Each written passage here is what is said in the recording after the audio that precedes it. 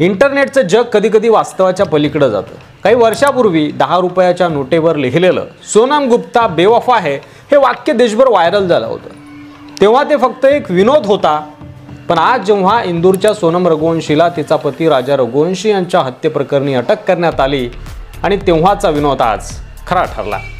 सोनमने आपल्या सासूला फोन करून पतीच्या दीर्घायुष्यासाठी उपवास ठेवल्याचं सांगितलं होतं आणि यावरूनच तपास पथकाला संशय आला।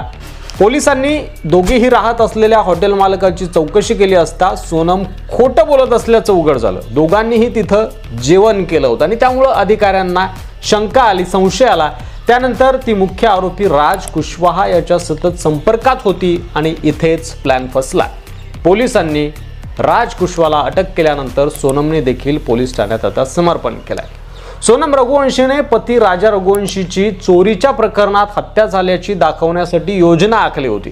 काही काळ विधवा म्हणून जगायचं आणि नंतर राज सोबत लग्न करायचं असा तिचा प्लॅन होता।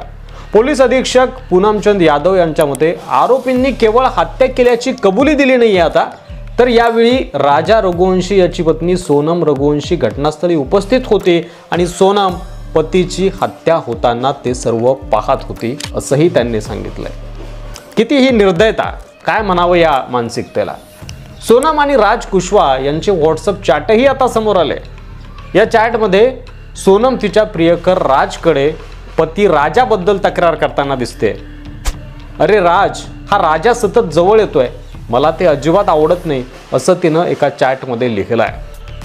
हत्या आणि आत्मसमर्पणाचे 17 दिवस सोनम कुठे गायब होती ते देखील आता समोर आलंय। राजा रघुवंशीच्या हत्येचा कट रचल्यानंतर सोनम आणि तिचा प्रियकर राज कुशवाहा नेपाळला पळून जाण्याच्या प्रयत्नात होते, पण मेघालय आणि मध्य प्रदेश पोलिसांनी केलेल्या छापेमारीत राज कुशवाहा पोलिसांच्या हाती लागला। त्यावेळी सोनम गाजीपूर आणि गोरखपूर मार्गे नेपाळला पळून जाण्यासाठी निघाली होती, पण राज कुशवाहा पकडला गेल्यानंतर ती खचली। तिला वाटलं की आता तीही वाचू शकत नाही आणि त्यामुळे तिने तिला ड्रग्ज दिल्याची खोटी कहाणी रचली। त्यानंतर गाजीपूरमध्ये पोलिसांसमोर आत्मसमर्पण केलं।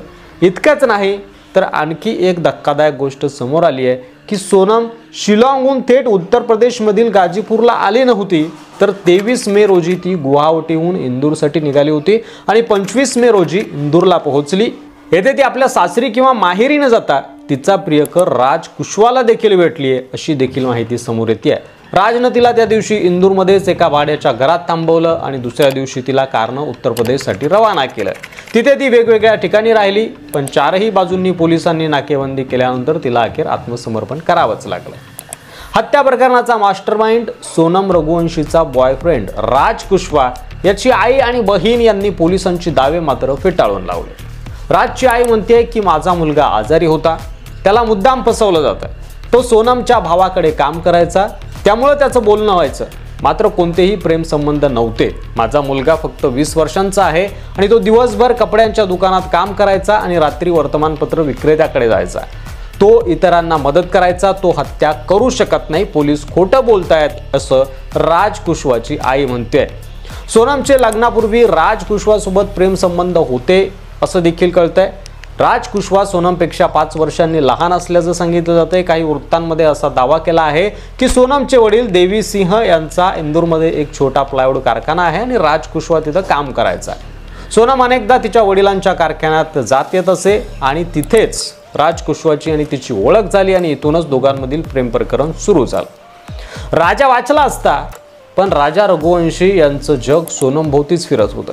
ती म्हणेल त्या गोष्टीला तो दुजारा द्यायचा, काहीही न विचारता होकार द्यायचा। हनीमूनला जायचा प्लॅन तसा त्यांचा जूनमध्ये होता, मात्र सोनमने तिच्या प्लॅननुसार सगळं ठरवलं, रूट ठरवला आणि राजा प्रत्येक गोष्ट ऐकत गेला, होकार देत गेला आणि अखेर त्याला आपला जीव गमवावा लागला। या प्रकरणातील सगळे आरोपी पोलिसांनी अखेर पकडलेले आहेत। राज कुशवाहा याला देखील अटक झाली आहे, सोनमला देखील अटक झाली आहे। मात्र या संपूर्ण घटनेवर तुम्ही काय सांगाल? तुमचं मत नक्की कमेंट करा आणि अशाच व्हिडिओसाठी मराठी मंडळीवर नवीन असाल तर सबस्क्राईब करायला विसरू नका। धन्यवाद।